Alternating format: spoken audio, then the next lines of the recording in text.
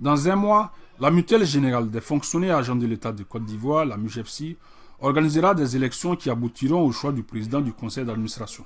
Principalement, Soro Mamadou, actuel président du conseil d'administration, qui veut remplir pour un autre mandat, est opposé à son vice-président Mesmin Komoé, patron du mouvement pour l'instituteur pour la défense des droits, le MIDD. Malheureusement, les fonctionnaires agents de l'État de Côte d'Ivoire ne verront pas se confronter deux projets distincts pour la simple raison que Mesmin Komoé entend poursuivre les principaux chantiers de Soro Mamadou s'il est élu. Quoi de plus normal, puisque les deux appartiennent en ce moment au même conseil d'administration. Mais alors, qu'est-ce qui justifie objectivement la candidature de M. Komoé si ce n'est la simple ambition d'être le prochain président de la MUGEFSI?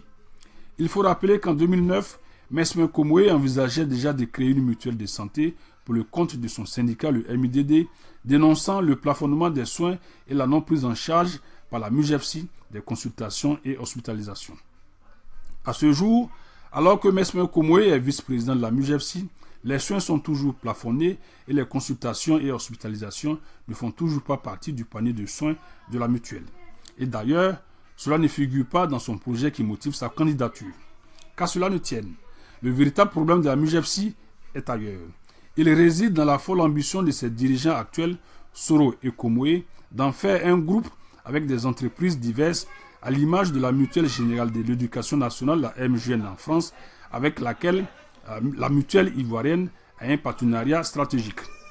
Faut-il le rappeler, les adhérents de la MGN en France ont un véritable accès aux soins de base.